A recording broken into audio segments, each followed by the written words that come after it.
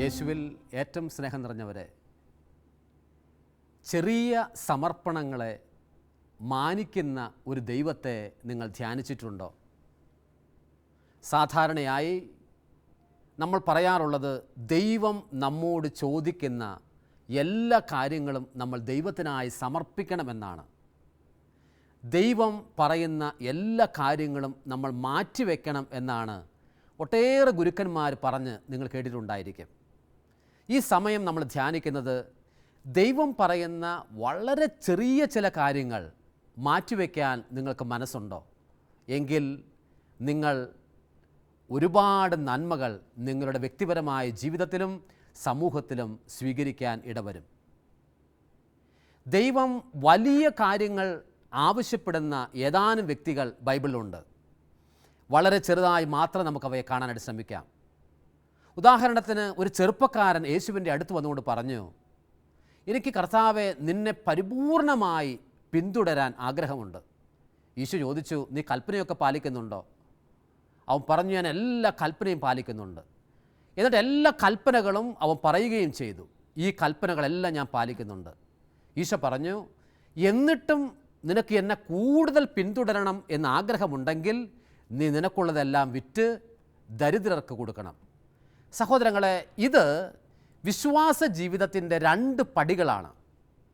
അത്രയും എല്ലാവരും യാത്ര ചെയ്യണമെന്ന് നിർബന്ധമുണ്ടോ? നിർബന്ധമില്ല. കൽപ്പനകൾ മാത്രം പാലിച്ചുകൊണ്ട് ജീവിക്കുന്ന വ്യക്തികളുമുണ്ട്.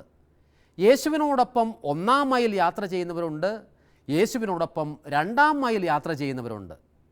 കൽപ്പനകൾ പാലിക്കുന്ന വ്യക്തികൾ എന്ന് പറയുന്നത് യേശുവിനോടൊപ്പം 1-ാം മൈൽ മാത്രം യാത്ര ചെയ്യുന്നവരാണ്. എന്നാൽ 2-ാം മൈൽ കൂടി ഈശോയോടൊപ്പം യാത്ര ചെയ്യാൻ എന്ന് പറഞ്ഞാൽ കൂടുതൽ യേശുവിനെ സ്നേഹിച്ചും യേശുവിനോട് ചേർന്നും ജീവിതകാലം മുഴുവൻ ചെലവഴിക്കാൻ ആഗ്രഹിച്ച ചെറുപ്പക്കാരനോട് ഈശോ പറഞ്ഞു, അതിന് നിനക്ക് ആഗ്രഹമുണ്ടെങ്കിൽ സ്വത്ത് മുഴുവൻ നീ മാറ്റിക്കളയണം, നിൻ്റെ സമ്പത്ത് മുഴുവൻ നീ വേണ്ടെന്ന് വെച്ച് എൻ്റെ കൂട്ടത്തിൽ വരണം. ബൈബിൾ പറയുന്നത് ഇങ്ങനെയാണ്, അവൻ ദുഃഖിതനായി അവൻ്റെ ഭവനത്തിലേക്ക് മടങ്ങി. മറ്റൊരു വ്യക്തി സക്കേവൂസ്, അവൻ സമ്പത്ത് മുഴുവൻ കൊടുക്കാൻ തയ്യാറായി. ആരുടെ കയ്യിൽ നിന്നെങ്കിലും വഞ്ചിച്ചെടുത്തിട്ടുണ്ടെങ്കിൽ അത് 4 ഇരട്ടയായി കൊടുക്കാൻ തയ്യാറായി. ഇതാ മറ്റ് ചില വ്യക്തികളിൽ നിന്ന് അവൻ സ്വീകരിച്ചിരിക്കുന്നവ മുഴുവൻ തിരിച്ചു കൊടുക്കാൻ തയ്യാറായി. അവൻ ഉണ്ടായിരുന്ന സ്വത്ത് മുഴുവൻ പകുതിയായിട്ട് ഭാഗിച്ചുകൊണ്ട് കൊടുക്കാൻ തയ്യാറായി. സത്യത്തിൽ സഭയിലെ പിതാക്കന്മാർ പറയുന്നത് ഇങ്ങനെയാണ്, സക്കേവൂസ് ഇത് മുഴുവൻ ചെയ്തു കഴിഞ്ഞപ്പോൾ സക്കേവൂസ് പാപ്പരനായിട്ട് മാറി, ബാങ്ക്രപ്റ്റായിട്ട് മാറി.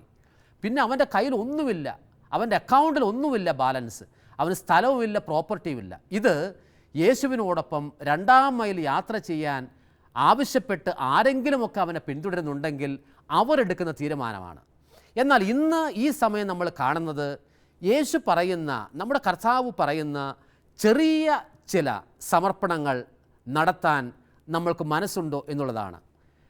മത്തായിയുടെ സുവിശേഷം 5-ാമത്തെ അധ്യായം 29-30 വചനങ്ങൾ നമ്മൾ കാണുന്നത് ഇങ്ങനെയാണ്, നിൻ്റെ കണ്ണ് നിനക്ക് പാപഹേതുവാകുന്നുവെങ്കിൽ കണ്ണ് ചൂഴ്ന്നെടുത്ത് കളയുക. കാരണം 2 കണ്ണോടുകൂടി നരകത്തിൽ പോകുന്നതിനേക്കാൾ നിനക്ക് നല്ലത് ഒറ്റ കണ്ണോടുകൂടി പോകുന്നതാണ്. നിൻ്റെ കൈ നിനക്ക് പാപഹേതുവാകുന്നുവെങ്കിൽ നിൻ്റെ വലത് കൈ വെട്ടിക്കളയുക. എന്നിട്ട് 2 കൈയോടും കൂടി നീ നരകത്തിൽ പോകുന്നതിനേക്കാൾ നിനക്ക് നല്ലത് ഒരു കൈയോടുകൂടി സ്വർഗത്തിലേക്ക് പ്രവേശിക്കുന്നതാണ്. ഈ വചനം കേൾക്കുമ്പോൾ സഹോദരങ്ങൾ, നിങ്ങൾക്ക് എന്താണ് തോന്നാറുള്ളത്? ഇത് നടക്കാൻ പോകുന്ന കാര്യമാണോ? എങ്കിലും നമുക്ക് ആർക്കെങ്കിലും കയ്യോ കാലോ ഉണ്ടാവുമോ? നമുക്ക് ആർക്കെങ്കിലും മൂക്കോ കണ്ണോ ഉണ്ടാവുമോ? ഒന്നും ഉണ്ടാകില്ല. പക്ഷെ ഞാൻ മറ്റൊരു കാര്യം നിങ്ങളോട് ചോദിക്കാം. നിങ്ങളുടെ വലത് കണ്ണ് ക്യാൻസർ ബാധിച്ചു എന്ന് കരുതുക. ഡോക്ടർ നിങ്ങളോട് പറയുന്നു, ജീവിച്ചിരിക്കണമെന്ന് നിങ്ങൾക്ക് ആഗ്രഹമുണ്ടെങ്കിൽ നിങ്ങളുടെ വലത് കണ്ണെടുത്ത് കളയണം. നിങ്ങൾ എന്തു ചെയ്യും? ഞാനും നിങ്ങളും ഒരുപോലെ നമ്മുടെ ശരീരത്തിൽ മുഴുവൻ ക്യാൻസർ സ്പ്രെഡ് ചെയ്യാനുള്ള സാധ്യതയുള്ളതുകൊണ്ട് വലത് കണ്ണ് വേണ്ട എന്ന് വെക്കും. ഒരു കണ്ണ് പോയാലും ഒറ്റ കണ്ണോടെ ശിഷ്ടജീവിതം ജീവിക്കാമല്ലോ നമ്മൾ തീരുമാനിക്കും. വലത് കൈ ക്യാൻസർ ബാധിക്കുന്നു, അതിങ്ങോട്ട് ഒരറ്റം മുതൽ, വിരലിൻ്റെ ഒരറ്റം മുതൽ അങ്ങ് മുകളിലേക്ക് മുഴുവൻ സ്പ്രെഡ് ചെയ്യുകയാണ്. അപ്പോൾ ഡോക്ടർ നമ്മളോട് പറയുകയാണ്, സഹോദര, ക്യാൻസർ സ്പ്രെഡ് ചെയ്യുകയാണ്. മൾട്ടിപ്പിൾ സെക്കൻഡറീസ് ആയിട്ട് ബോഡി മുഴുവൻ സ്പ്രെഡ് ചെയ്യുകയാണ്. ഇങ്ങർക്ക് ഏറ്റവും നല്ലത് വലത് കൈ അങ്ങ് വെട്ടിക്കളയുക. വലത് കൈ ഓപ്പറേറ്റ് ചെയ്ത് കളഞ്ഞു കഴിഞ്ഞാൽ ഇദ്ദേഹത്തിന് വരുന്ന കാലത്ത് സുഖകരമായിട്ട് ജീവിക്കാം. വേറെ പ്രശ്നങ്ങളൊന്നും ഉണ്ടാകില്ല. 3-4 കീമോ കൂടി എടുത്താൽ മതി. എന്തു ചെയ്യും? നമ്മൾ മാതാപിതാക്കളും സുഹൃത്തുക്കളും സഹോദരങ്ങളും നമ്മളും എല്ലാം അതിന് തയ്യാറാകും. എങ്ങനെയാണ്? എപ്പോൾ വേണമെങ്കിലും എൻ്റെ ഡോക്ടറെ എൻ്റെ വലത് കൈ എടുത്ത് കളഞ്ഞോളാൻ പറയും. സഹോദരങ്ങൾ, എന്തുകൊണ്ടാണത്? അതിൻ്റെ കാരണം ഭൗമിക ജീവിതം നമുക്ക് ആനന്ദകരമാക്കി മാറ്റാൻ അത്രയും റാഡിക്കലായ ഒരു കാര്യത്തിന് പോലും നമ്മൾ തയ്യാറാകും. എന്നാൽ ഈശോ പറയുന്ന, ഈശോയുടെ രാജ്യം സ്വന്തമാക്കാൻ വേണ്ടി ഒരു ചെറിയ കാര്യം നിനക്ക് വേണ്ട എന്ന് വെക്കാനായിട്ട് മനസ്സുണ്ടോ? എങ്കിൽ നീ അനുഗ്രഹീതനായിട്ട് മാറും. ഞാൻ 3-4 വ്യക്തികളുടെ അനുഭവങ്ങളാണ് ഇന്ന് ഈ ശുശ്രൂഷയുടെ ഇടയിൽ പറയുന്നത്. ബാംഗ്ലൂരുള്ള ജീസസ് യൂത്ത് മുന്നേറ്റങ്ങൾക്കൊക്കെ നേതൃത്വം വഹിക്കുകയും ഒരുപാട് കോൺഫറൻസുകൾക്ക് ലീഡേഴ്സിനെ ട്രെയിൻ ചെയ്യുകയും ചെയ്യുന്ന അലക്സ് എന്ന് പറയുന്നൊരു സഹോദരൻ അമേരിക്കയിലെ ഷാലോം വേൾഡ് ഇംഗ്ലീഷ് ചാനലിൻ്റെ ഒരു പ്രധാനപ്പെട്ട പ്രഭാഷകനാണ്. അദ്ദേഹം ഒരുപാട് ഇംഗ്ലീഷുകാരുടെ ഇടയിൽ സുവിശേഷ ശുശ്രൂഷ നടത്തുന്ന വ്യക്തിയാണ്. ഞാൻ അദ്ദേഹത്തോട് ചോദിച്ചു, ബ്രദർ അലക്സിന് ഏറ്റവും ലൈഫിൽ ഈശോ സ്വാധീനിച്ചു എന്നും ഈശോ ടച്ച് ചെയ്തു എന്ന് തോന്നുന്ന അനുഭവം എന്താണ്? അദ്ദേഹം ഒരു കമ്പ്യൂട്ടർ എഞ്ചിനീയറാണ്. MBA കഴിഞ്ഞ് ഒരു ബിസിനസ് ഫോം നടത്തുന്ന വ്യക്തി കൂടിയാണ്. അദ്ദേഹം പാർട്ട് ടൈം ആയിട്ടാണ് ഈ ശുശ്രൂഷയ്ക്ക് വേണ്ടിയിട്ട് വരുന്നത്. അദ്ദേഹം പറഞ്ഞു, വർഷങ്ങൾക്ക് മുമ്പ് ഒരിക്കൽ ജീസസ് യൂത്തിൻ്റെ ഒട്ടേറെ ട്രെയിനിങ്ങിൽ ഏർപ്പെടുന്ന വ്യക്തികളും സെക്കൻഡ് ലൈനിൽ വർക്ക് ചെയ്യുന്ന ആളുകളുമായി വീട്ടിൽ ഒരുമിച്ച് കൂടിയിരിക്കുകയായിരുന്നു. ബാംഗ്ലൂരുള്ള അദ്ദേഹത്തിൻ്റെ വീട്ടിൽ ഒരുമിച്ച് ചേരുന്നു. അപ്പോൾ എല്ലാവരും കൂടി പ്രാർത്ഥിക്കുന്ന സമയത്ത് അതിൻ്റെ ഒരു ആനിമേറ്റർ ആയിരിക്കുന്ന ഒരു അച്ഛൻ അവരെ സഹായിക്കാനായിട്ട് ചെന്നിട്ടുണ്ട്. ഒരുപാട് പരിശുദ്ധാത്മാവിൻ്റെ ഗിഫ്റ്റുകൾ കൊണ്ട് സമ്പന്നമായ വൈദികനാണ് അദ്ദേഹം. അപ്പോൾ അന്ന് ഭക്ഷണം ഹോസ്റ്റ് ചെയ്യുന്നത്, ഭക്ഷണം കൊടുക്കുന്നത് അലക്സിൻ്റെ വീട്ടിൽ നിന്നാണ്. അദ്ദേഹം ഇതാ ഭക്ഷണമൊക്കെ കൊടുത്തു. എല്ലാവരും ഒരുമിച്ച് പ്രാർത്ഥനകളായി ഇതെല്ലാം ഇങ്ങനെ നടത്തിക്കൊണ്ടിരിക്കുകയാണ്. അച്ഛൻ ഇതിൻ്റെ ഇടയിൽ ഒരു 10 മിനിറ്റ് സമയം ഇവർക്കൊരു മെസ്സേജ് കൊടുക്കുന്നുണ്ട്. 10 മിനിറ്റ് മെസ്സേജ് കൊടുത്തപ്പോൾ അതിൻ്റെ ജിസ്റ്റ് ഇങ്ങനെയാണ്, അതിൻ്റെ ഏറ്റവും ലഘുവായ രൂപം ഇങ്ങനെയാണ്: ഇതാ, നിങ്ങൾ ഈശോയെ സ്നേഹിക്കുന്നുണ്ടെങ്കിൽ നിങ്ങൾക്ക് ഏറ്റവും ഇഷ്ടപ്പെട്ട ചില കാര്യങ്ങൾ യേശുവിന് വേണ്ടി വേണ്ട എന്ന് വെക്കാൻ നിങ്ങൾക്ക് മനസ്സുണ്ടാകണം. എന്നിട്ട് ആ വൈദികൻ ഇങ്ങനെ കൂടി കൂട്ടിച്ചേർത്തു, നിങ്ങൾ വലിയ കാര്യങ്ങൾ ചെയ്യണമെന്ന് ഞാൻ പറയുന്നില്ല, ഈ സമ്പത്ത് മുഴുവൻ വിറ്റ് കൊടുക്കണമെന്നൊന്നും ഞാൻ പറയുന്നില്ല, പക്ഷേ നിങ്ങൾ ഏറ്റവും സ്നേഹിക്കുന്ന, ഏറ്റവും ചേർത്ത് പിടിക്കുന്ന ഒരു ചെറിയ കാര്യം വേണ്ട എന്ന് യേശുവിനെ പ്രതി വെക്കാൻ നിങ്ങൾക്ക് മനസ്സുണ്ടാകണം. അന്ന് ഡിന്നറൊക്കെ കൊടുത്ത് അവസാനം കൊടുക്കുന്നത് ചില മധുര പലഹാരങ്ങളാണ്. കേക്ക് പോലുള്ള എന്തോ ഒരു മധുര പലഹാരം പരസ്പരം ഡിസ്ട്രിബ്യൂട്ട് ചെയ്യുകയാണ്. ഈ ഡിസ്ട്രിബ്യൂട്ട് ചെയ്യുന്ന സമയത്ത് ബ്രദർ അലക്സ് സ്വന്തം വീട്ടിലാണത് നടക്കുന്നത്. അദ്ദേഹം എങ്ങനെ തീരുമാനിച്ചു, എനിക്ക് മധുരത്തോട് വലിയ താല്പര്യമാണ്, മറ്റ് ഭക്ഷണങ്ങളെക്കാൾ ഉപരി ഇങ്ങനെയുള്ള ഡെസേർട്ടിനോടാണ് ഏറ്റവും കൂടുതൽ താല്പര്യമുള്ളത്. അതുകൊണ്ട് ഈ അച്ഛൻ ഇങ്ങനെയൊക്കെ പറഞ്ഞതല്ലേ, ഈശോയെ പ്രതി ഏറ്റവും സ്നേഹവും ഏറ്റവും താല്പര്യവും ഇഷ്ടവുമുള്ള ഈ ഡെസേർട്ട് വേണ്ട എന്ന് വെക്കാം. സഹോദരങ്ങളെ, അന്ന് ഡെസേർട്ട് വേണ്ട എന്ന് അദ്ദേഹം വെച്ചു. ഇതാരും അറിഞ്ഞിട്ടില്ല, ആരും കണ്ടിട്ടുമില്ല. നിങ്ങൾക്ക് തന്നെ അറിയാം, വളരെ ചെറിയൊരു കാര്യമല്ലേ ഇത്, വളരെ ചെറിയൊരു കാര്യമാണിത്. അന്നത്തെ പ്രോഗ്രാമെല്ലാം കഴിഞ്ഞ് പോകുന്നതിന് മുമ്പ് എല്ലാവരും കൂടി, ഈ ആനിമേറ്റേഴ്സും അദ്ദേഹത്തിൻ്റെ വീട്ടുകാരും ജീസസ് യൂത്തിലെ ഏതാനും വ്യക്തികൾ കൂടി ഒരുമിച്ചിരുന്ന് ഈശോയെ വോർഷിപ്പ് നടത്തി പ്രാർത്ഥിച്ച് നന്ദിയും സ്തുതിയും പറഞ്ഞുകൊണ്ടിരിക്കുകയാണ്. ഈ പ്രാർത്ഥിക്കുന്ന സമയത്ത് ഈശോ ഈ ആനിമേറ്റർ, ഈ പാസ്റ്റർ അച്ഛന് ഒരു മെസ്സേജ് കൊടുക്കുകയാണ്, ഒരു ഉൾക്കാഴ്ച കൊടുക്കുകയാണ്. ഉൾക്കാഴ്ച ഇങ്ങനെയാണ്: ബ്രദർ അലക്സ് ഈശോയ്ക്ക് വേണ്ടി എന്തോ ഒന്ന് വേണ്ട എന്ന് വെച്ചിട്ടുണ്ട്.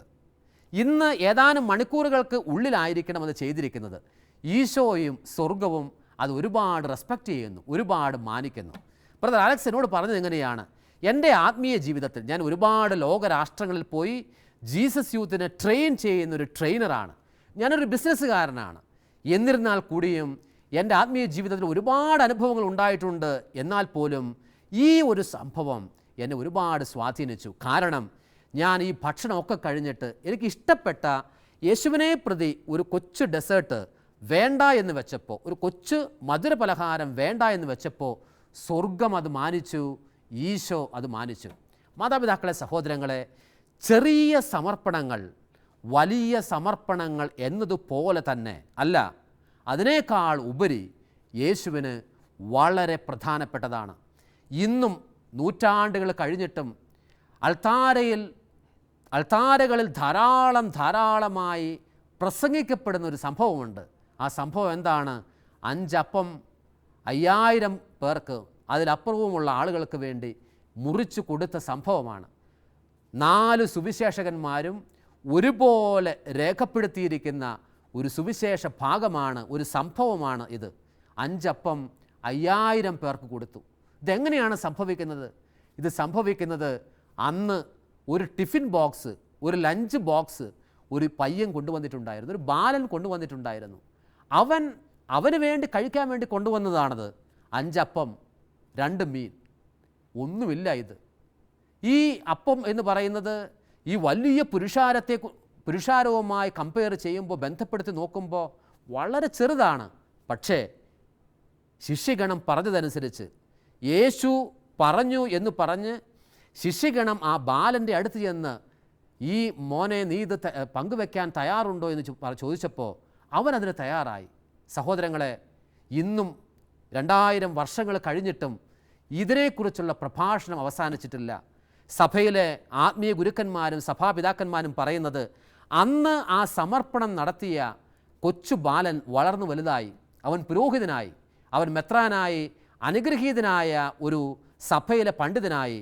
അദ്ദേഹത്തിൻ്റെ പേര് സെയിൻറ്റ് ഇഗ്നേഷ്യസ് ഓഫ് ആൻറ്റിയോക്ക് എന്ന് പറയുന്ന വലിയ ഒരു പണ്ഡിതൻ, ഡോക്ടർ ഓഫ് ദി ചർച്ച് ആയി അദ്ദേഹം മാറിയെന്നാണ്. ഒരു കൊച്ചു ബാലൻ 5 അപ്പം സമർപ്പിച്ചപ്പോൾ, 2 മീൻ സമർപ്പിച്ചപ്പോൾ 5000-ലും 10,000-ലും പരമുള്ള പുരുഷാരത്തിന് ഭക്ഷണം കഴിക്കാൻ ഇടവന്നു. അവൻ വിശുദ്ധനായി മാറി, സഭയുടെ വേദപാരംഗതനുമായി മാറി. ചെറിയ കാര്യം യേശുവിനെ പ്രതി വേണ്ട എന്ന് വയ്ക്കാൻ നിനക്ക് മനസ്സുണ്ടോ? ഒരു ടിഫിൻ ബോക്സ് വേണ്ട എന്ന് വെച്ചപ്പോൾ ഒരു ബാലൻ ശ്രദ്ധേയനായി, അനുഗ്രഹീതനായി, വിശുദ്ധനായി. യേശുവിനെ പ്രതി ചെറിയ ഒരു കാര്യം വേണ്ട എന്ന് നീ വെച്ചാൽ നിന്നെ ദൈവം ഒരുപാട് ഉയർത്തുകയും അനുഗ്രഹിക്കുകയും ചെയ്യുന്നു. ഏതാനും നാളുകൾക്ക് മുമ്പ് കൊച്ചി ഭാഗത്ത് നിന്ന് ഫേസ്ബുക്കിലുമൊക്കെ സോഷ്യൽ നെറ്റ്വർക്കുകളിലും പേസ്റ്റ് ചെയ്യുന്ന ഒരു ചെറിയ ദൈവവചന ശുശ്രൂഷ ഞാൻ ശ്രവിക്കാനിട വന്നു. 5 മിനിറ്റിനും 7 മിനിറ്റിനും ഇടയ്ക്ക് മാത്രമുള്ളൊരു ശുശ്രൂഷയാണത്. ഞാനിത് ആദ്യം കേൾക്കുന്നതും കാണുന്നതും അമേരിക്കയിൽ ഷാലോമിൻ്റെ ഓഫീസിലിരിക്കുന്ന സമയത്താണ്. ഞാൻ നോക്കിയപ്പോൾ ഇത്തിരി വചനം എന്ന് പറഞ്ഞ് ഇത്തിരി മാത്രം വചനം കൊടുക്കുന്ന ഒരു ശുശ്രൂഷയാണ് ഞാൻ കാണുന്നതും കേൾക്കുന്നതും. പ്രധാനപ്പെട്ട ടെലിവിഷൻ ചാനലുകളിലോ ആത്മീയ ശുശ്രൂഷകളുടെ ചാനലുകളിലോ പ്രത്യക്ഷപ്പെടാത്ത ഒരു പാവപ്പെട്ട 27 വയസ്സ് മാത്രം പ്രായമുള്ള ജെഫിൻ എന്ന് പറയുന്ന ഒരു യുവാവ് നടത്തുന്ന ശുശ്രൂഷയാണത്. അവൻ ചെയ്യുന്ന കാര്യം ഇതാണ്. അവൻ കുഞ്ഞു ക്രിസ്ത്യൻ മൂവ്മെൻറ്റുകളിലൊക്കെ വർക്ക് ചെയ്യുകയാണ്. അങ്ങനെ ഇരിക്കെ അവന് തോന്നി, ഞാൻ മറൈൻ എഞ്ചിനീയറിംഗ് നല്ല മാർക്കോടെ പാസ്സായി, എങ്കിലും എൻ്റെ ഈശോയ്ക്ക് വേണ്ടി ഞാൻ എന്തെങ്കിലും ഒന്ന് ചെയ്യണം. അപ്പോൾ അവന് കിട്ടിയ, ഓസ്ട്രേലിയയിലാണ് അവന് ജോബിന് നല്ലൊരു ഓപ്പർച്യൂണിറ്റി കിട്ടിയത്. അവനത് വേണ്ട എന്ന് വെച്ചു. അടുത്ത ഓപ്പർച്യൂണിറ്റി അവന് സിംഗപ്പൂരിൽ നിന്ന് വന്നു, അതും അവൻ വേണ്ട എന്ന് വെച്ചു. അങ്ങനെ ഇത്തിരി വചനത്തിൻ്റെ ശുശ്രൂഷയുമായി 27-കാരനായ ജെഫിൻ പോവുകയാണ്. ഞാനത് കണ്ട ഉടനെ തന്നെ ഞാൻ ഫോണെടുത്ത് അവന് വിളിച്ചു. ഞാൻ പറഞ്ഞു, മോനെ ജെഫിനെ, ഈശോയ്ക്ക് വേണ്ടി കിട്ടാമായിരുന്ന നിൻ്റെ ചില സാധ്യതകൾ നീ വേണ്ട എന്ന് വെച്ചതുകൊണ്ട് നീ ചെന്നുപെടാൻ പോകുന്നതും നീ കീഴടക്കാൻ പോകുന്നതും ഒരുപക്ഷെ ഒരു മറൈൻ എഞ്ചിനീയർക്കോ അല്ലെങ്കിൽ അത് പഠിപ്പിച്ച ഒരു വാഗ്മിയായ ഒരു വ്യക്തിക്കോ വിഭാവന പോലും ചെയ്യാൻ കഴിയാത്തതാണ് എന്ന് ഞാൻ അവനോട് പറഞ്ഞു. ആ കൊച്ചുമകൻ ഈശോയ്ക്ക് വേണ്ടി ധാരാളമായി ശുശ്രൂഷ ചെയ്യുന്നു. ഞാൻ അവനോട് ഇക്കഴിഞ്ഞ ദിവസം ഡിവൈൻ ധ്യാന കേന്ദ്രത്തിൽ വെച്ച് ഒരു ശുശ്രൂഷയുടെ ഇടയിൽ ഞാൻ അവനെ കണ്ടപ്പോൾ ഞാൻ അവനോട് ചോദിച്ചു, ജെഫിൻ, നീ ഈശോയ്ക്ക് വേണ്ടി ജോലി എന്ന് ഒഴിവാക്കി എന്ന് പറയുന്നത് വലിയ കാര്യമാണ്, പക്ഷേ ഈശോയ്ക്ക് വേണ്ടി നീ ചെറിയ ഏതെങ്കിലും കാര്യം വേണ്ടാന്ന് വെച്ചിട്ടുണ്ടോ? Because small is beautiful. നമ്മുടെ ദൈവം ചെറിയ കാര്യങ്ങളെ വലുതായി മാനിക്കുന്ന ദൈവമാണ്. Small is great. Our God is God of small things. ചെറിയ കാര്യം വളരെ പ്രധാനപ്പെട്ടതാണ്. അപ്പോൾ ജെഫിൻ പറഞ്ഞ കാര്യം ഇതാണ്. എൻ്റെ അച്ഛ, ഈ യൂത്തിലൊക്കെ പ്രവർത്തിക്കുന്നുണ്ടായിരുന്നെങ്കിലും ക്രിസ്ത്യൻ മൂവ്മെൻറ്റുകളിലൊക്കെ പ്രവർത്തിക്കുന്നുണ്ടായിരുന്നെങ്കിലും സിനിമ കാണുക എന്ന് പറയുന്നത് എനിക്ക് വല്ലാത്ത ഒരു താല്പര്യമായിരുന്നു. നിങ്ങൾക്കറിയാം, സിനിമ കാണുന്നത് പാപമല്ല. സിനിമ കാണുന്നത് ഒരു പക്ഷേ പാപമായിട്ട് മാറിയേക്കാം. നല്ല സിനിമകൾ കാണുന്നത് സംസ്കാരത്തെ വായിക്കാൻ, ലോകത്തെ വായിക്കാൻ നമ്മളെ സഹായിക്കുക തന്നെ ചെയ്യും. പാപത്തിലേക്ക് നയിക്കുന്ന സിനിമകൾ ഉണ്ടായിരിക്കും, ആ വിഷയത്തിലേക്ക് ഞാൻ കടക്കുന്നില്ല. പക്ഷെ നല്ല സിനിമകൾ കണ്ടു എന്നുള്ളത് കൊണ്ട് യാതൊരു തെറ്റുമില്ല. ഞാൻ ജെഫിനോട് പറഞ്ഞു, ജെഫിനെ, നീ ഈ സിനിമ കാണുന്നു എന്നുള്ളത് കൊണ്ട് നീ അത് അത്രയും വലിയ പാപമായിട്ട് കരുതുന്നുണ്ടോ? അപ്പോൾ ജെഫിൻ പറഞ്ഞു, അല്ല അച്ഛാ, ദൈവ ശുശ്രൂഷയ്ക്കൊക്കെ പോയി വന്നിട്ടും ഈ സിനിമ കാണുക എന്ന് പറയുന്നത് ഇച്ചിരി വിഷമമുള്ള കാര്യമാണ്. അത് ഈശോയെ വിഷമിപ്പിക്കുന്നു എന്ന് എനിക്ക് മനസ്സിലായി. ഞാൻ ചോദിച്ചു, ജെഫിനെ, നീ എന്നിട്ട് എന്ത് ചെയ്തു? അവൻ പറഞ്ഞു, ഞാനൊരു കടുംചതി ചെയ്തു. എന്താണ് കടുംചതി? അവൻ പറഞ്ഞു, എൻ്റെ വീട്ടിൽ ടെലിവിഷൻ വേണ്ട എന്ന് ഞാൻ തീരുമാനിച്ചു. ടെലിവിഷൻ എടുത്ത് അടുത്തുള്ള വീട്ടിലുള്ള ചേട്ടത്തിയുടെ വീട്ടിൽ കൊണ്ടുപോയി വെച്ചിരിക്കുകയാണ്. അവൻ ടി വി കാണുന്നില്ല. എന്നിട്ട് അവൻ പറഞ്ഞു, എൻ്റെ അച്ഛ, ശാലോം ടി വി എങ്ങാൻ കാണാനായിട്ട് തോന്നുന്ന സമയങ്ങളിൽ ഞാൻ അടുത്ത വീട്ടിൽ പോയിരുന്നാണ് ടി വി കാണുന്നത്. സഹോദരങ്ങളെ ഓർക്കണം, 27 വയസ്സ് പ്രായമുള്ള മറൈൻ എഞ്ചിനീയറിംഗ് കഴിഞ്ഞ ഇത്തിരി വചനത്തിൻ്റെ ശുശ്രൂഷകളുമായിട്ട് പോകുന്ന ഒരു കൊച്ചുമകൻ ഈശോയ്ക്ക് വേണ്ടി നടത്തുന്ന ഒരു ചെറിയ വേണ്ടെന്ന് വെക്കൽ ദൈവം ഒരുപാട് മാനിക്കും എന്ന് നമ്മൾ തിരിച്ചറിയണം. നമ്മൾ നമ്മുടെ വ്യക്തിപരമായ ജീവിതത്തിലും നമ്മുടെ സമൂഹത്തിലും ചെറിയ കാര്യങ്ങൾ വേണ്ട എന്ന് വെക്കാൻ മനസ്സുണ്ടായാൽ ദൈവം നമ്മളെ വലുതായി വളർത്തും. ഇന്ന് റിലീജിയസ് കമ്മ്യൂണിറ്റീസിലും എന്ന് പറഞ്ഞാൽ സന്യാസ സമൂഹങ്ങളിലും പുരോഹിതരുടെ ഇടയിലും ഒരുപാട് ഇടങ്ങളിൽ ചെറിയ ചില കാര്യങ്ങൾ വേണ്ട എന്ന് വെക്കാൻ കഴിയാത്തത് കൊണ്ടാണ് ഒരുപാട് വിപരീതമായ സംഭവങ്ങൾ ഉണ്ടാകുന്നത്. ഉദാഹരണത്തിന്, എല്ലാ ആശ്രമങ്ങളിലും മിക്കവാറും എല്ലാ റിലീജിയസ് സുപ്പീരിയേഴ്സും എല്ലാ ബിഷപ്പുമാരും പറയുന്ന ഒരു കംപ്ലൈൻ്റാണ് ശാന്തതയില്ല, മൗനമില്ല. ഞാനിതിനെ മാർത്താ സിൻഡ്രം എന്ന് വിളിക്കും. മർത്തായ്ക്കുണ്ടായ ഒരു രോഗമാണത്. എന്ന് പറഞ്ഞാൽ ഓടി നടക്കുന്ന ഒരു സിൻഡ്രം, ഓടി നടക്കുന്ന ഒരു അസുഖം, മാർത്താ സിൻഡ്രമാണത്.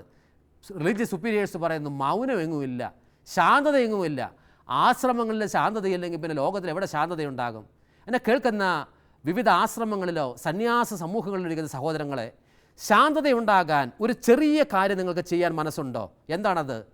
നിർബന്ധമായും മലയാളികളായിരിക്കുന്ന എല്ലാ സന്യാസിമാരും വൈദികരും വൈകുന്നേരം 7 മണി മുതൽ 8 മണി വരെ പ്രാർത്ഥനാ മണിക്കൂറായി നിയോഗിക്കുകയും എന്ത് കാര്യം വന്നാലും തങ്ങളുടെ സെൽഫോണുകൾ ആ സമയത്ത് സ്വിച്ച് ഓഫ് ആയിരിക്കും എന്ന് നിശ്ചയിക്കാനുള്ള മനസ്സും തൻ്റെ ഇടവും നിങ്ങൾക്കുണ്ടോ?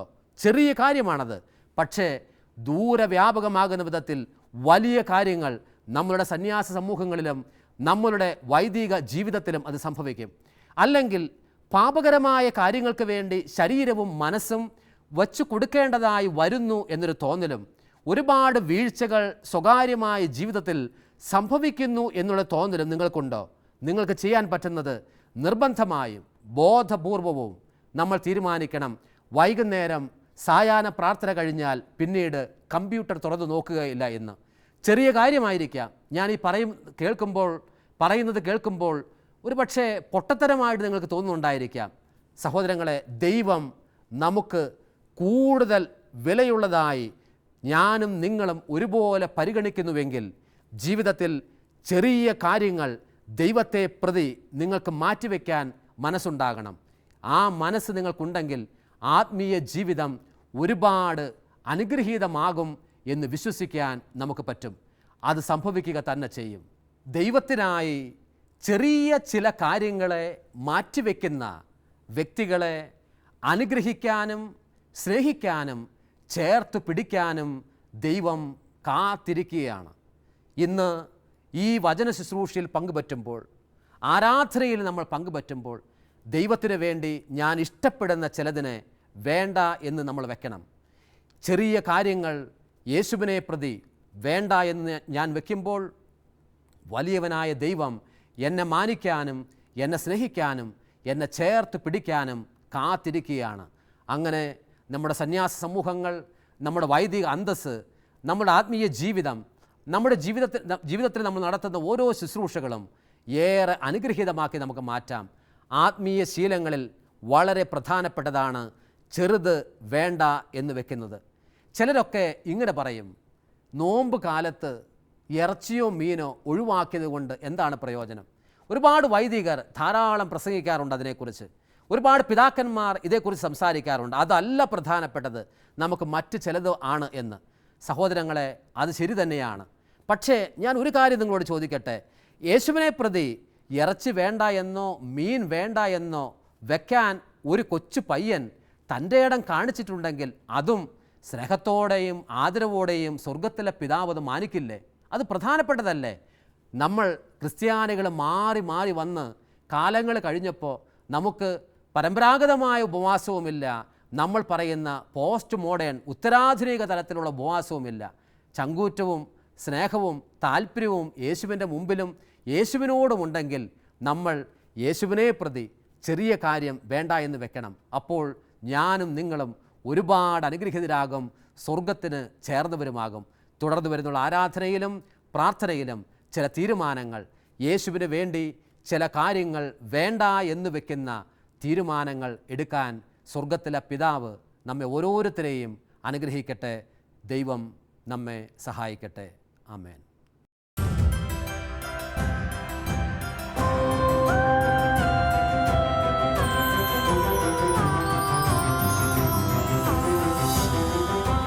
ഉപാസന ഉപാസന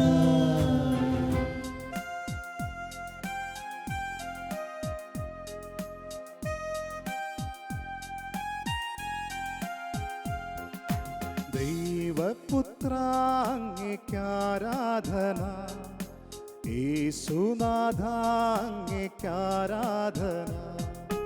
ദൈവപുത്ര അങ്ങേക്കാരാധന, യേശുനാഥ അങ്ങേക്കാരാധന. തിരുസന്നിധി ഇന്നു വന്നിടുവാൻ കൃപ നൽകിയതാം അങ്ങേക്കാരാധന. തിരുസന്നിധി ഇന്നു വന്നിടുവാൻ കൃപ നൽകിയതാം അങ്ങേക്കാരാധന. ഹോശാന ഹല്ലേലൂയ, ഹോശാന ഹല്ലേലൂയ, ഹോശാന ഹല്ലേലൂയ, ഹോശാന ഹല്ലേലൂയ.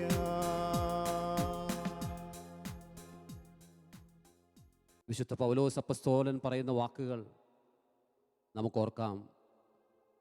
യേശുക്രിസ്തുവിനെ പ്രതിയുള്ള ജ്ഞാനം കൂടുതൽ വിലയുള്ളതാകയാൽ എൻ്റെ ജീവിതത്തിലെ സകലതും ഞാൻ നഷ്ടമായി പരിഗണിക്കുന്നു. ഓ ദിവ്യകാരുണ്യ യേശുവേ, നിന്നോടുള്ള സ്നേഹവും നിന്നെക്കുറിച്ചുള്ള ജ്ഞാനവും കൂടുതൽ ശ്രേഷ്ഠമായി തോന്നുന്ന ഏതൊരു വ്യക്തിയും അവരുടെ ജീവിതത്തിൽ ഏറ്റവും പ്രധാനപ്പെട്ട പലതും അങ്ങയെ പ്രതി മാറ്റിവെക്കുവാൻ തയ്യാറാകും എന്ന് ഞങ്ങൾക്ക് ഉറപ്പുണ്ട്. ഓ ദിവ്യകാരുണ്യ യേശുവേ, സഭയിലുടനീളം ഞങ്ങൾ കണ്ടുമുട്ടുന്നത് ഒരുപാട് വിശുദ്ധാത്മാക്കളുടെ ചരിത്രമാണ്. അങ്ങയുടെ സ്നേഹം ഏറ്റവും വിലയുള്ളതായതുകൊണ്ട് അവരുടെ ജീവിതത്തിലെ പല കാര്യങ്ങളും ഉച്ഛിഷ്ടം പോലെ അവർ മാറ്റിക്കളഞ്ഞു. ഈശോയെ, അങ്ങയെ മാത്രം സ്നേഹിച്ച് അങ്ങയോട് മാത്രം ചേർന്നിരിക്കുവാനുള്ള കൃപയും ശക്തിയും ഞങ്ങൾക്ക് ഓരോരുത്തർക്കും തരണമേ എന്ന് ദിവ്യകാരുണ്യ യേശുവിനോട് നമുക്ക് പ്രാർത്ഥിക്കാം. സഹോദരങ്ങളെ, യേശുവിനെ കണ്ടുമുട്ടുമ്പോഴാണ് നമ്മൾ കണ്ടുമുട്ടിയിരിക്കുന്ന പലതും വളരെ ചെറുതാണ് എന്ന് നമ്മൾ തിരിച്ചറിയുന്നത്. യേശുവിൻ്റെ ജ്ഞാനം നമ്മൾ അറിയുമ്പോഴാണ് നമ്മൾ പുസ്തകങ്ങളിലൂടെ പഠിക്കുന്നതൊക്കെയും എത്രയോ ചെറുതാണ് എന്ന് മനസ്സിലാക്കുന്നത്. യേശുവിൻ്റെ സ്നേഹം നമ്മൾ അനുഭവിച്ചറിയുമ്പോഴാണ് ലോകത്തിൻ്റെ സ്നേഹം എത്രയോ ചെറുതാണ് എന്ന് നമ്മൾ തിരിച്ചറിയുന്നത്. ഓ കർത്താവേ, ഈ സ്നേഹമാണല്ലോ ഇത്രയും കാലം ഞങ്ങൾ നിഷേധിച്ച് ഞങ്ങളിൽ നിന്ന് മാറ്റിവെച്ചത്. ഈ ജ്ഞാനമാണല്ലോ ഞങ്ങൾ മറന്നു കളഞ്ഞത്. അങ്ങയെയാണല്ലോ ഞങ്ങൾ മാറ്റിവെച്ചത്. ഈശോയെ, അങ്ങയിലേക്ക് കൂടുതൽ സ്നേഹത്തോടെ മടങ്ങി വരുവാൻ ഞങ്ങൾക്ക് നീ കൃപ ചെയ്യണമേ. അങ്ങയിൽ നിന്ന് അകലാൻ ശ്രമിച്ചതിൻ്റെ 10 ഇരട്ടി തീക്ഷ്ണതയോടെ ബാറൂക്ക് പ്രവാചകൻ പറയുന്നത് പോലെ തന്നെ മടങ്ങി വരുവാനുള്ള കൃപയും ശക്തിയും ഈ ആരാധനയിലായിരിക്കുന്ന നിന്റെ മുഴുവൻ ജനത്തിനും ഞങ്ങൾക്ക് ഓരോരുത്തർക്കും പ്രദാനം ചെയ്യണമേ എന്ന് യേശു ക്രിസ്തുവിൻ്റെ തിരുമുമ്പിലായിരുന്നു കൊണ്ട് നമുക്ക് പ്രാർത്ഥിക്കാം. എൻ്റെ സ്നേഹം നിനക്കു മാത്രം, വേറെ ആരും കവരുകില്ല. എൻ്റേതെല്ലാം നിനക്കു മാത്രം, എന്നെ മുഴുവനും തരും നീതാ. എൻ്റെ സ്നേഹം നിനക്കു മാത്രം, വേറെ ആരും കവരുകില്ല. എൻ്റേതെല്ലാം നിനക്കു മാത്രം, എന്നെ മുഴുവനും തരും നീതാ. എന്നെ മുഴുവനും തരും നീതാ. സഹോദരങ്ങളാൽ വഞ്ചിക്കപ്പെട്ട വ്യക്തിയാണ് നീ എന്ന് കരുതുന്നുണ്ടോ? നിന്റെ ജീവിത പങ്കാളി നിന്നെ തനിയെ ആക്കി എങ്ങോ പോയി മറഞ്ഞു എന്നുള്ള അനുഭവമായി കഴിയുന്ന വ്യക്തിയാണോ നീ? എല്ലാവരും ഉപേക്ഷിച്ചു എന്നുള്ളത് കൊണ്ട് ഇന്ന് ഏകാന്തതയുടെ തടവറയിൽ കഴിയുന്നൊരു വ്യക്തിയാണോ നീ? സ്നേഹിച്ചിരുന്ന കൂട്ടുകാരനും കൂട്ടുകാരിയും വഞ്ചിച്ചു എന്നുള്ളത് കൊണ്ട് കുടുംബത്താലും മറ്റുള്ളവരാലും മാറ്റി നിർത്തപ്പെട്ട വ്യക്തിയാണോ നീ? കർത്താവിൻ്റെ കരങ്ങളിലേക്ക് ഈ അനുഗ്രഹീതമായ മണിക്കൂറിൽ നിന്നെ തന്നെ സമർപ്പിക്കുവാൻ തയ്യാറാകട്ടെ.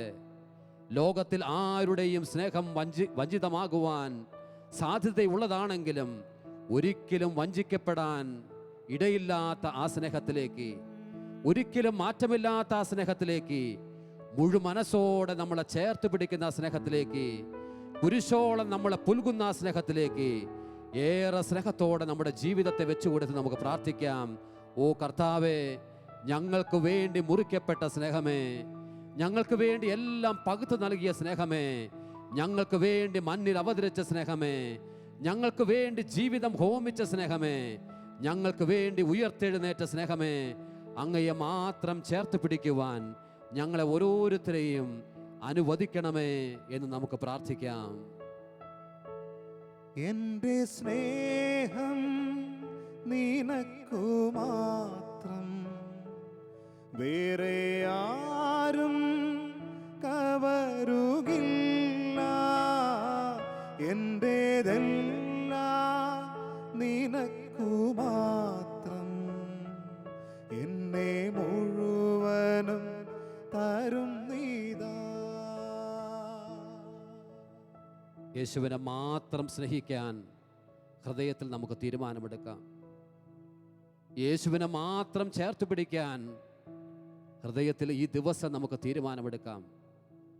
അവനേക്കാൾ ആരും നമ്മളെ സ്നേഹിച്ചിട്ടില്ല, അവനേക്കാൾ ആരും നമ്മളെ അറിഞ്ഞിട്ടില്ല, അവനേക്കാൾ ആരും നമ്മളെ ചേർത്ത് പിടിക്കുന്നില്ല. നമ്മുടെ ഏകാന്തതയിൽ സഹയാത്രികനായി ആരും നമ്മുടെ കൂട്ടത്തിൽ വരുന്നുമില്ല. യേശുവാണ് സകലതുമായി കടന്നു വരുന്ന ദൈവം. അവൻ്റെ പക്കലേക്ക് നമ്മുടെ ജീവിതത്തെ നമുക്ക് അർപ്പിക്കാം. അവനിൽ നമുക്ക് പ്രത്യാശയുണ്ട്. വർഷങ്ങളായി കിടപ്പുമുറിയിൽ തനിയെ കിടക്കുന്ന വ്യക്തിയാണ് നീയെങ്കിലും യേശു നിന്റെ സമീപത്തേക്ക് വരുന്നുണ്ട്. നിന്റെ ജീവിത പങ്കാളി നിനക്കെതിരെ ഡിവോഴ്സിന് നോട്ടീസ് കൊടുത്ത് ഇന്ന് മാറി താമസിക്കുന്ന വ്യക്തിയാണെങ്കിൽ ഇന്ന് നീ യേശുവിൻ്റെ മുമ്പിലായിരുന്നു കൊണ്ട് ചിന്തിക്കുക, യേശു നിന്റെ സമീപത്തുണ്ട്. നിന്നെ ചേർത്ത് പിടിക്കുവാൻ അവിടുന്ന് കടന്നു വരുന്നുണ്ട്. നിന്റെ 2 മക്കളും ഇന്ന് അങ്ങകലെ ജോലിക്ക് വേണ്ടി പോയതുകൊണ്ട് ഏകാന്തതയുടെ തടവറയിൽ നീ കഴിയുന്നു എങ്കിലും ഓർക്കുക, യേശു നിന്റെ സമീപത്തുണ്ട്. കർത്താവേ, അങ്ങയെ ചേർത്ത് പിടിച്ച് അങ്ങേക്ക് ഞങ്ങൾ മഹത്വവും ആരാധനയും അർപ്പിക്കുന്നുവെന്ന് പറഞ്ഞ് ഏറെ സ്നേഹത്തോടെ നമുക്ക് യേശുവിനെ മഹത്വപ്പെടുത്താം. യേശുവേ ആരാധന, കർത്താവെ ആരാധന, ദൈവമേ ആരാധന. കർത്താവെ, ഞങ്ങൾ അങ്ങയെ മഹത്വപ്പെടുത്തുന്നു, ഞങ്ങൾ അങ്ങയെ ആരാധിക്കുന്നു, ഞങ്ങൾ അങ്ങയെ സ്നേഹിക്കുന്നു. കർത്താവെ, ഞങ്ങൾക്ക് വേണ്ടി മുറിക്കപ്പെട്ട സ്നേഹമേ, ഞങ്ങൾക്ക് വേണ്ടി എല്ലാം തന്ന സ്നേഹമേ, ഞങ്ങളെ ചേർത്ത് പിടിച്ച സ്നേഹമേ, ഞങ്ങളുടെ മൂർധാവിൽ ചുംബിച്ച സ്നേഹമേ, ഞങ്ങൾക്കായി എല്ലാം പകുത്ത് നൽകിയ സ്നേഹമേ, ഞങ്ങൾക്ക് വേണ്ടി കാൽവരിയോളം ഞങ്ങൾക്ക് വേണ്ടി മുന്നേറിയ സ്നേഹമേ, ഞങ്ങളെ തന്നെ സമ്പൂർണമായി അടിയറ വെച്ച് ഞങ്ങൾ പ്രാർത്ഥിക്കുന്നു. ഞങ്ങളെ സ്നേഹിക്കണമേ, ഞങ്ങളെ ചേർത്ത് പിടിക്കണമേ, ഞങ്ങളെ ആശീർവദിക്കുവാൻ ഞങ്ങളുടെ സമീപത്തേക്ക് നീ കടന്നു വരണമേ. ഹോസാന ഹല്ലേലൂയ, ഹോസാന ഹല്ലേലൂയ, ഹോസാന ഹല്ലേലൂയ, ഹോസാന ഹല്ലേലൂയ, ഹോസാന ഹല്ലേലൂയ, ഹോസാന ഹല്ലേലൂയ, ഹോസാന ഹല്ലേലൂയ, ഹോസാന ഹല്ലേലൂയ.